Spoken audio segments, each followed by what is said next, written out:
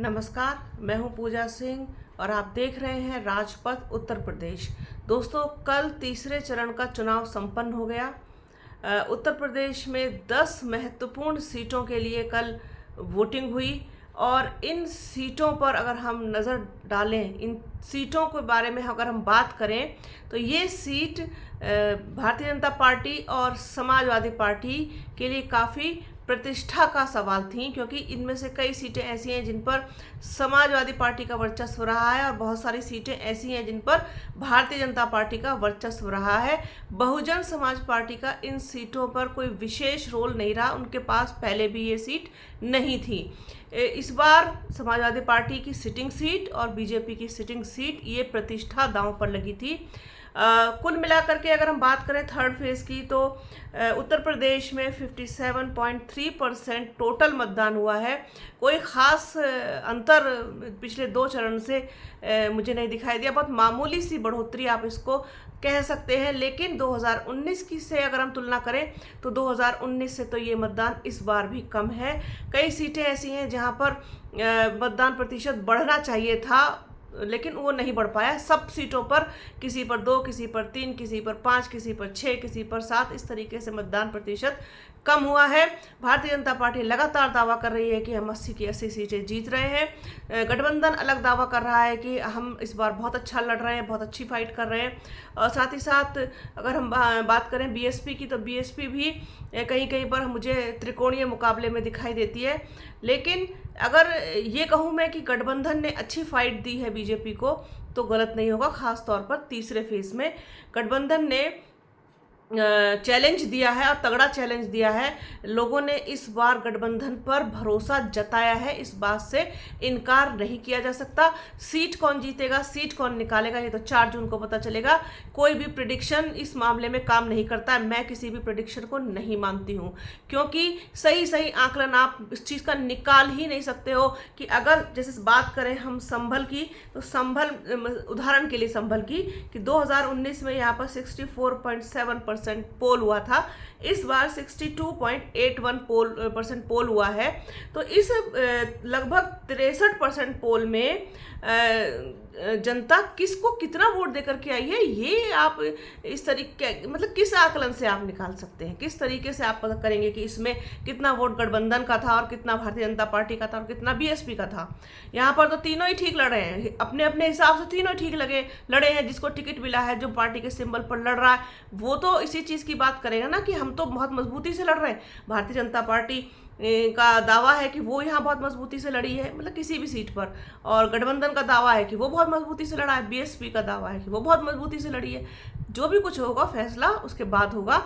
लेकिन एक जो रुझान आता है, एक जो लहर पता चलती है, एक ग्राउंड रिपोर्ट पता चलती है कि इस बार मतदाता नहीं निकल रहा है, तो क्यों नहीं निकल रहा है, और अगर जो निकला है वोट देने के लिए, तो किसके फेवर में देने के लिए निकला है। तो ये लोगों से बातचीत करके एक मोटा मोटा अंदाज़ा लगाया जा सकता है। इस बार भी जनता ने, मुझे ऐसा लगता है कि गठबंधन पर भरोसा जताया है और गठबंधन चौंकाने वाले नतीजे दे सकता है।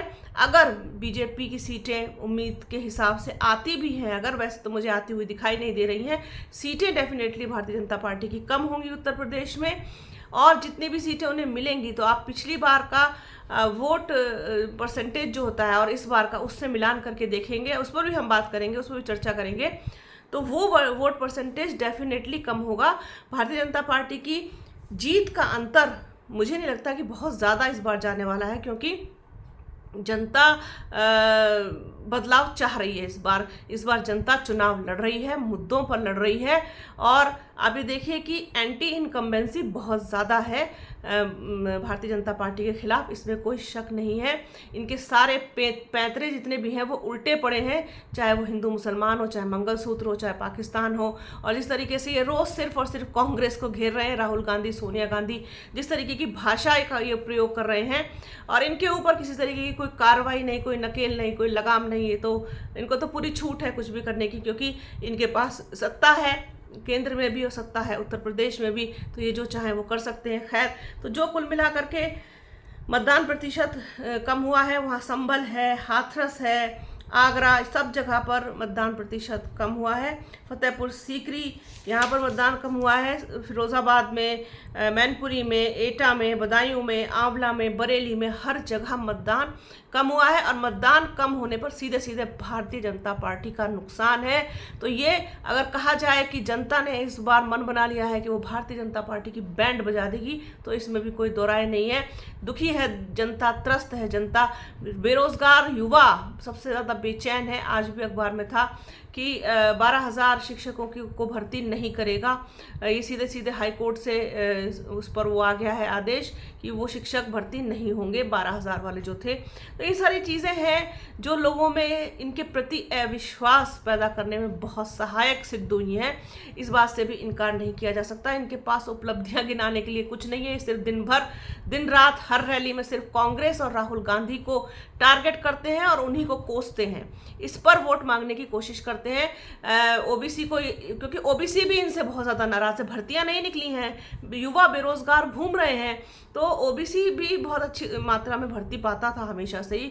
जिस तरीके से रिजर्वेशन है, जिस तरीके से SC ST को, जिस तरीके से ओबीसी को मिलती थी जगह, उसमें वो भर्तियां ही नहीं है, तो उसमें अब रिजर्वेशन भी क्या ही कर लेगा। जब आप भर्ती ही नहीं निकालोगे तो रिजर्वेशन का क्या करेंगे लोग। तो वो चीज़ डर दिखा करके कि रिजर्वेशन को कम कर दिया जाएगा और ओबीसी को के ही कोटे से ये रिजर्वेशन मुसलमानों को दे देगी कांग्रेस। मुसलमानों को तो पता नहीं क्या क्या दे देगी। ऐसा लगता है कि जैसे सारी बागडोर ही मुसलमानों को सौंप देगी अगर कांग्रेस सत्ता में आ गई, या फिर इंडिया अलायंस को अगर कुछ मजबूत स्थिति ऐसी हो गई।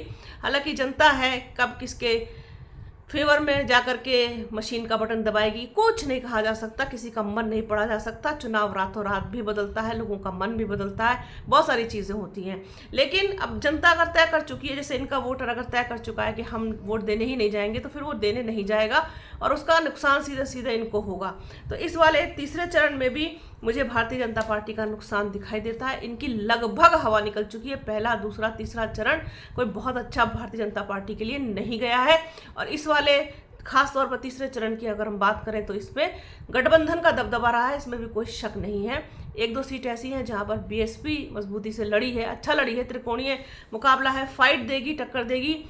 लेकिन जिस तरीके से कल रात से आकाश आनंद और बसपा सुप्रीमो मायावती वाला एपिसोड हो गया है, उसके बाद से आगे आने वाले फेजेस में कितना इम्पैक्ट पड़ेगा इस चीज़ का, ये भी देखने वाली बात होगी, जिसे हम और आप मिलकर देखेंगे। 4 जून को आने वाले नतीजे भी हम साथ में देखेंगे।